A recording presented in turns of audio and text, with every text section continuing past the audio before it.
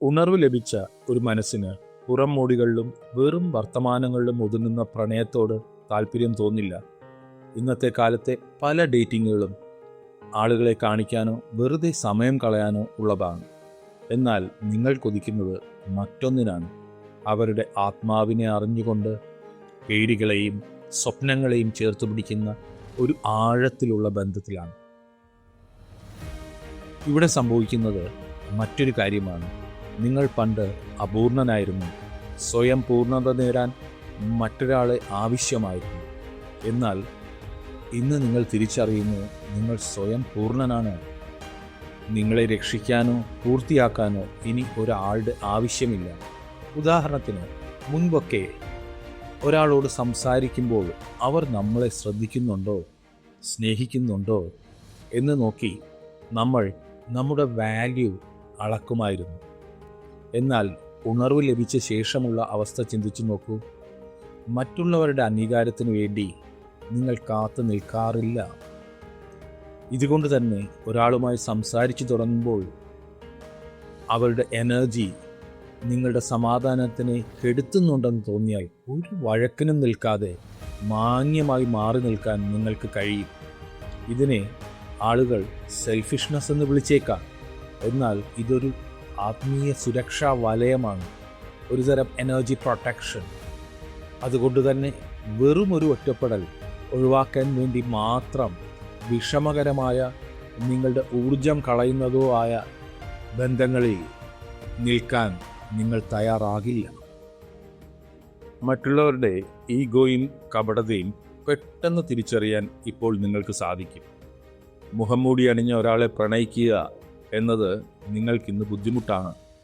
പലർക്കും പ്രണയം എന്നത് സ്വന്തം ജീവിതത്തിലെ പ്രശ്നങ്ങളിൽ നിന്നുമുള്ള ഒരു ഒളിച്ചോട്ടമാണ്, ഒരുതരം എസ്കേപ്പ് മെക്കാനിസം. എന്നാൽ ഉണർവ് ലഭിച്ച ഒരാൾക്ക് പ്രണയം എന്നത് ഒളിച്ചോട്ടമല്ല, അത് തന്നെ തിരിച്ചറിയാനുള്ളൊരു കണ്ണാടിയാണ്. ഒരു കണ്ണാടിയുടെ ധർമ്മം എന്താണ്? നമ്മൾ എങ്ങനെയാണോ അങ്ങനെ തന്നെ കാണിച്ചു തരും.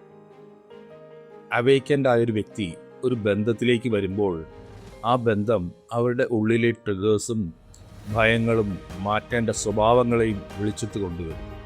മിക്ക മനുഷ്യരും ഇതിനെ ഭയപ്പെടുന്നു. തങ്ങളുടെ പഴയ ശീലങ്ങളെയും ഈഗോയെയും ചോദ്യം ചെയ്യുന്ന ഒരു പാർട്ട്ണറെ അഭിമുഖീകരിക്കാൻ അവർക്ക് മടിയാണ്. അവർക്ക് വേണ്ടത് തങ്ങളെ പുകഴ്ത്തുന്ന അല്ലെങ്കിൽ തങ്ങളുടെ തെറ്റുകളെ മൂടി വയ്ക്കുന്ന ഒരു ബന്ധമാണ്.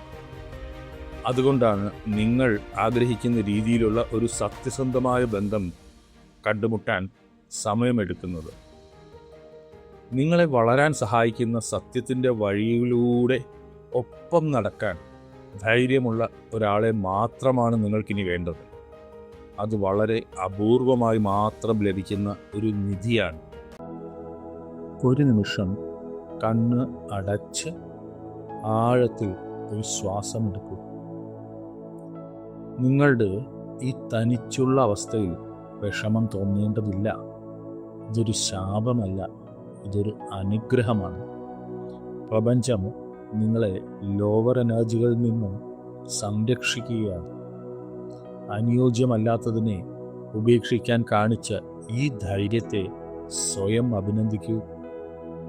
ആഴമില്ലാത്ത 1000 ബന്ധങ്ങളെക്കാൾ എത്രയോ മനോഹരമാണ് ഈ ശാന്തമായ സമാധാനം.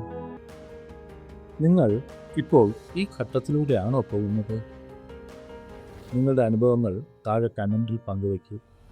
സ്വയം സ്നേഹിക്കാനും എനർജി ശരിയായ രീതിയിൽ ബാലൻസ് ചെയ്യാനും ആഗ്രഹിക്കുന്നുവെങ്കിൽ നമ്മൾ മുൻപ് ചെയ്ത സ്നേഹമോ അതോ ബിസിനസ്സോ എന്ന വീഡിയോ കൂടെ കാണാൻ ശ്രമിക്കുക. ലിങ്ക് ഡിസ്ക്രിപ്ഷനിലും സ്ക്രീനിലും നൽകിയിട്ടുണ്ട്. ഓർക്കുക, നിങ്ങൾ ഒറ്റയ്ക്കല്ല, സ്വയം തിരിച്ചറിവിൻ്റെ വെളിച്ചത്തിലാണ്. നന്ദി.